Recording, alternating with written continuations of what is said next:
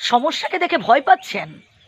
আমরা অনেকেই আছি, জীবনে যখন কঠিন পরিস্থিতির মুখোমুখি হই, তখন আমরা ভয় পাই। আমরা কিংকর্তব্য বিমূঢ় হয়ে পড়ি। মানে কি করব, কোথায় যাব? আমরা এটাই ভেবে পাই না, বিচলিত হয়ে পড়ি। কিন্তু একটা বিষয় মনে রাখবেন, জীবনে দুঃখ এলে, জীবনে সমস্যা এলে ভয় পেয়ে পালিয়ে গেলে চলবে না। সমস্যা যেখানে আছে সেখানে সমাধানের পথও আছে। এবার আপনাকে সেটা খুঁজে বের করে নিতে হবে যে আসলে আমি এই কাজটা কিভাবে করলে আমি জিতব। পরিকল্পনা মাফিক আপনাকে কাজ করতে হবে। কাজ তো সবাই করে, গাধাও করে, ঘোড়াও করে। ঘোড়ার মতো হয়ে উঠতে হবে। এই পৃথিবীতে বহু মানুষ থাকবে যারা প্রতি পদে পদে আপনার ক্ষতি করার চেষ্টা করবে। বহু মানুষ থাকবে যারা চাইবে না যে আপনি জীবনে উন্নতি করুন, যারা চাইবে না যে আপনার জীবনে ভালো কিছু হোক। আর আপনি কি করছেন? ওই সব সমালোচক, ওই সব নিন্দুকদের কথা শুনে সিদ্ধান্ত নিচ্ছেন। জীবনে যখন কিছু কাজ করবেন, একেবারে নিজের বিচার বুদ্ধি অনুযায়ী কাজ করার চেষ্টা করবেন। আমাদের আশেপাশে যেসব মানুষেরা থাকে, প্রত্যেকে যে আমাদের মনের মতো হয়ে উঠবে বা প্রত্যেকেই যে আমাদের শুভাকাঙ্ক্ষী হয়ে উঠবে তা কিন্তু নয়।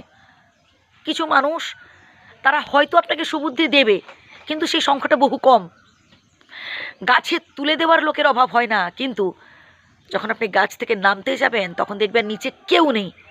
এই পৃথিবীতে এত মানুষ রয়েছে, তবু আপনার মনে হবে যেন আপনি একটা মরুভূমিতে বাস করছেন। একদম বাস্তব কথা। এই যে সব বন্ধুবান্ধবরা আজ বলছে না, সারা জীবন আমি তোমার পাশে আছি, তোমার আমার বন্ধুত্ব কেউ কোনো দিনও নষ্ট করতে পারবে না। কিন্তু দেখবেন একটা সময় যখন পকেটে টাকা থাকবে না, সব ফাঁকা হয়ে গেছে। যখন অভাব ঘরে ঢুকবে, তখন ওই প্রেম প্রীতির মানুষগুলো সব জানালা দিয়ে উড়ে পালাবে। কথাগুলো শুনতে খারাপ লাগতে পারে, কিন্তু একদম বাস্তব, একদম নিজের অভিজ্ঞতা থেকে বলছি। তাই মানুষ চিনতে শিখুন। সবার কাছে সব কথা বলার কোনো দরকার নেই। আপনি 10 দিন না খেয়ে থাকুন, কেউ খোঁজ খবর নিতে আসবে না। কিন্তু আপনি ভালো কোনো কাজ করার সিদ্ধান্ত নেন, দেখবেন আজ পর্যন্ত যারা বন্ধু ছিল আজই তারা আপনার শত্রু হয়ে গেছে। কিছুজন চাইবেই না আপনি জীবনে ভালো কিছু করুন। তারা ভাববে যে আমার স্বার্থ কি, আমার লাভ কি, এটাই ভাববে ভাই। তাই নিজেকে স্ট্রং রাখুন। মনে রাখবেন আপনি একাই 100। যার কেউ সাথে থাকে না, তার সাথে থাকেন স্বয়ং বিধাতা। যিনি আল্লাহ, তিনিই ভগবান, তিনিই গড। বিধাতা একজন, তার বহু নাম। তাই চোখের জল মুছে ফেলুন, নিজেকে একেবারে স্ট্রং রাখুন, নিজেকে একেবারে শক্তিশালী করে তুলুন। আপনি আপনার কাছে সেরা।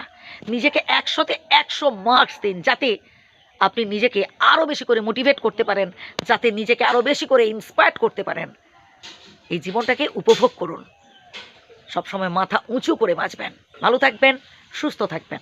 ধন্যবাদ।